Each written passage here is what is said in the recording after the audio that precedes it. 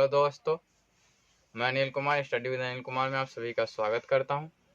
मैंने कहा था कि प्राथमिक अंकगणित लूसेंट का आगे से मैं प्रश्न नहीं लिखूंगा, पीपीटी लगा दूंगा। जैसा कि आप सभी को दिख रहा होगा पीपीटी, और पीपीटी आप सभी देख रहे होंगे तो आप सभी को समझ में आ रही होगी कि प्रश्न में क्या लिखा हुआ। प्रश्न में लिखा हुआ है कि निम्नलिखित प्रश्नों को उनके तुल्य दशमलव में बदलें, यानी कि प्रतिशत में दिया हुआ है और उनके तुल्य दशमलव में बदलना है। तो 3 नंबर प्रश्न है और लिखते हैं 1 नंबर के लिए हल और दिया है या दी गई प्रतिशत मान है ना, लिख सकते हैं। कितना दिया हुआ है? दिया हुआ है आपका 12%।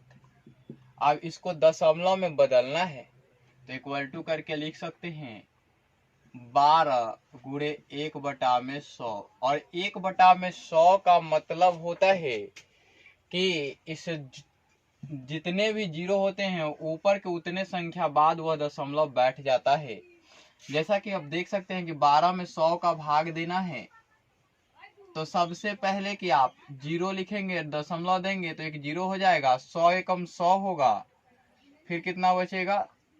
100 एकम 100 होगा, 20 बच जाएगा, और 20 बच जाएगा उसके बाद फिर एक जीरो उतारेंगे, फिर 100 दूना 200 होगा। यानी कि आप देख सकते हैं कि यह 100 जो है 2 स्थान बाद दशमलव देगा, तो 0.12 ये इसका आपने देखा कि यह दशमलव वैल्यू आ गए, यही आपका आंसर होगा।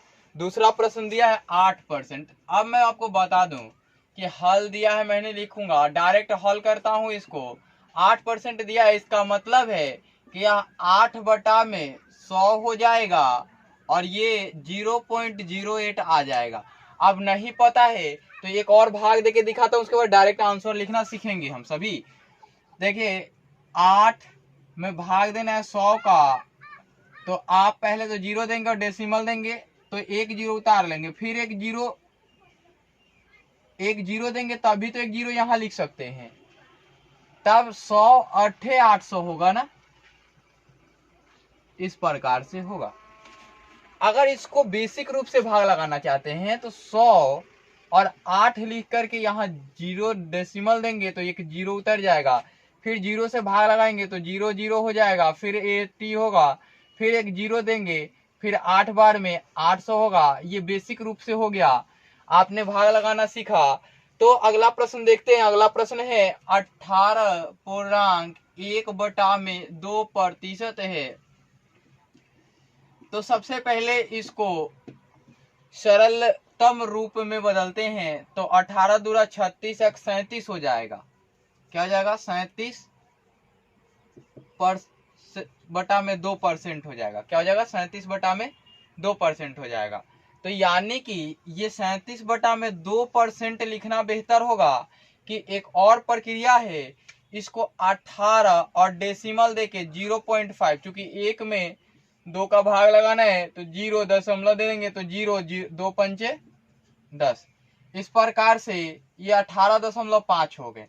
अब 18.5% लिखना बेहतर होगा कि ये लिखना बेहतर होगा, आप सभी समझेंगे इसको। मुझे वो नहीं है कि मैं जल्दी प्रश्न कर लूं, आप लोग जल्दी कर पाए ये मैं सिखाना चाहता हूं। अब ये देखेंगे तो ये लिखेंगे 37 बटा में 2 गुणा 100। अब आप देखें कि इसमें आपको 2 से भी भाग देना होगा और 100 से भी भाग देना होगा, फिर देंगे तो आएगा ये 18 दशमलव कितना आएगा, ये सॉरी 0.5 नहीं होगा, 5 होगा। 18.5 दूना 10 होगा और बटा में 100 आ जाएगा। अब देखिए कि डायरेक्ट यहाँ एक स्टेप ये क्लियरिटी में यहाँ आ रहा है कि 18.5 लिख रहे हैं। 1/2 का मतलब होता है आधा, 0.5। अब ये एक स्टेप यहाँ से ये लिखने से बेहतर है, यहाँ आएंगे तो यहाँ से एक स्टेप, फिर दूसरे स्टेप, फिर तीसरे स्टेप में यहाँ पहुंच रहे हैं आप, है ना। तो आप बेहतर होगा कि इस स्टेप पर पहुंचे। यानी कि 18 दिया है और 1/2 दिया हुआ है। तो आप पहले इतने को क्रिया करें, 18% और प्लस 0.5%, ये भी तो लिख सकते हैं आप। इसको तोड़ के कितना छोटा कर सकते हैं, या वो 0.5% लिख सकते हैं, ऐसे 0.5% लिख सकते हैं आप। तो यही मेरा कहने का मतलब है कि आप ज्यादा से ज्यादा दिमाग का अप्लाई करें और आप देखें कि ये कितना आता है। ये 18% प्लस आधा प्रतिशत मिलके 18.5% होगा। अब 18.5% होगा तो 18.5% ये भी है, ये 18% हो जाएगा और प्लस 0.5% हो जाएगा। दोनों को ऐड करेंगे तो 18.5% हो जाएगा। आपने देखा कि आधा लिखने का मतलब 18.5%। अब ये 18.5/100 लिखने से मतलब नहीं है, मतलब है कि आपको 2 स्थान बाद, दशमलव के 2 स्थान बाद दशमलव देते हैं संख्या के। अब देखिए कि ये है 18.5। अब इसमें से 2 स्थान बाद बढ़ाना है तो ये दशमलव तो एक है ही, अब इसके बाद का 2 स्थान गिनेंगे तो 1 1 2 स्थान यहाँ आएंगे तो यहाँ ये डेसिमल हो जाएगा और यही इसका डेसिमल में आंसर होगा। आप देख सकते हैं, यानी कि 2 स्थान बाद आना है तो यहाँ एक तो डेसिमल था ही, और इस डेसिमल की क्रिया करने के लिए आप ये सभी करते हैं तो देख लीजिए कि इतना आता है कि नहीं। उसके बाद डायरेक्ट बनाएंगे, मैं जो बताऊंगा वही करना है आपको, आपको उससे ज्यादा कुछ नहीं करना है। 18.5 को 100 से भाग लगाना है आपको।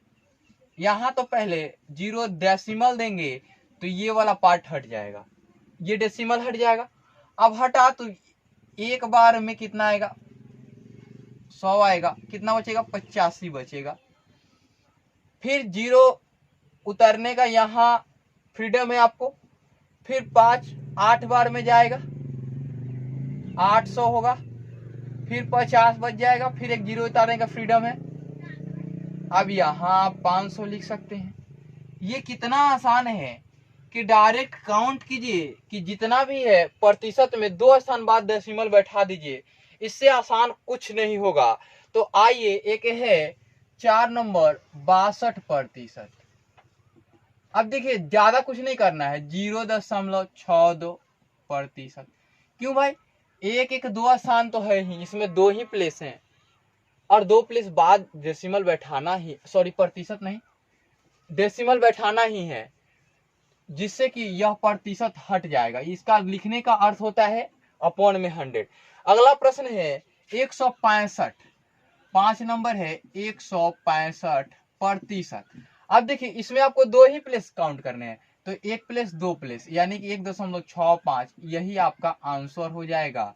आपने देखा कि दशमलव का कैसे आप जल्दी से लिख सकते हैं, मैंने एक बार बेसिक्स बता दिया है, इसी पे फॉर्मेट में डालते जाएं, 100 से भाग करते जाएं, आपको जरूर मिलेगा। आप अगर नहीं चाहते तो एक स्टेप और बढ़ा सकते हैं, 165/100 लिख सकते हैं इसको, और 2 स्थान बाद 1.65, इस प्रकार से भी इसको लिख सकते हैं आप। इतना नहीं करना चाहते तो डायरेक्ट भी आंसर लिखने का मैंने बता दिया है। अब है 76%, 6 नंबर है जो 76% दिया हुआ है। अब 76% लिखने का अर्थ है कि 76/100, और इसका लिखने का मतलब 0.76, ये आंसर हुआ। आपने देखा। अब 6 नंबर आप प्रश्न देखें, 6 नंबर प्रश्न कहता है 105%। 105% कहने का मतलब है कि 105/100, और ये लिख दे सकते हैं 1.05, ये डेसिमल में इसका आंसर हो जाएगा, क्योंकि 2 प्लेस के बाद डेसिमल बैठा देना है आपको। 100 से भाग देने का बहुत आसान तरीका है। अगला देखिए, अगला है 6.1/4%। अब देखिए आप तो सोच रहे होंगे कि अभी तो डायरेक्ट कुछ नहीं करना है, ये 6% और प्लस 1/4% है, इसको भाग लगाइए 0.25% आएगा। ये प्रश्न संख्या 8 है। तो आप देख रहे हैं 0.25% है तो ये 6.25% आएगा। अब देखिए कि 6.25% को लिख सकते हैं आप 6.25 अपॉन में 100, और ये करेंगे तो 0.0625 होगा। क्यों होगा भाई? दो प्लेस चाहिए तो ये एक ही प्लेस पे है, और एक प्लेस और यहाँ दे देंगे तो एक एक दो प्लेस नहीं हो जाएंगे क्या? इस प्रकार से लिखेंगे। अगला प्रश्न देखिए, अगला प्रश्न है 37.5%, 9 नंबर। तो इसका डायरेक्ट लिखेंगे 37.5 बटा में 100, और ये 0.375, ये आंसर होगा। मैं डायरेक्ट भी लिख सकता हूं, लेकिन आपको समझाने के लिए 100 लिख रहा हूं। अब डायरेक्ट मैं लिख रहा हूं, आप भी डायरेक्ट करने का प्रयास करेंगे। अब अगला प्रश्न है 10 नंबर, 2.45% है, तो कितना होगा? 0.0245 आंसर हो गया ये। क्योंकि ये एक स्थान बाद है और एक स्थान और चाहिए तो जीरो बैठा लेंगे तो हो जाएगा। अब देखिए 0.05% है। क्या है? 0.05% है। 11 नंबर 0.05% है, तो ये होगा 0.05 अपॉन में 100, तो डायरेक्ट काउंट करेंगे तो 0.0005 हो जाएगा, और यही आपका क्या हो जाएगा? आंसर हो जाएगा। आपने देखा कि ये दो स्थान थे और दो स्थान और लेंगे तो 4 स्थान हो जाएंगे, तो 1 2 3 4 स्थान हुए। अगला 10 नंबर प्रश्न है, 12 नंबर प्रश्न है 2.05%। अब इसको देखेंगे, और ये वाला प्रश्न बहुत आसान है। देखिए इस टाइप का ही ये प्रश्न है, तो क्या हो जाएगा? इसका 0.0205 हो जाएगा, यही आपका आंसर होगा। उम्मीद करता हूं कि आप सभी को समझ में आया होगा। मैं अगले वीडियो में आप सभी को एक बहुत अच्छा कॉन्सेप्ट देने वाला हूं, वो 7, 11, 13 जो कि यह प्राइम नंबर है, अभाज्य संख्या है, और इसके ऊपर एक कैलकुलेशन का मेथड बनता है, वो मैं दूंगा, और काफी आसान हो जाएंगे आपको कोई भी गुणा भाग करना, और बहुत सारे प्रक्रिया में बताऊंगा जिससे कि आपको आसानी होगी। इसका एलसीएम जो होता है वो होता है 1001 होता है, और इससे किसी संख्या का मल्टीप्लाई करना हो वो मैं सिखाऊंगा आप सभी को। आप सभी देखेंगे किसी भी संख्या का मल्टीप्लाई करना हो, चाहे वो कितने भी नंबर के हों, और कहां तक आप इसको आसानी से सोच सकते हैं वो भी मैं बताऊंगा। उसके बाद थोड़ा दिमाग लगाने की आवश्यकता है वो भी मैं बताऊंगा। आज के वीडियो में इतना ही रहता हूँ, फिर मिलता हूँ अगले वीडियो में।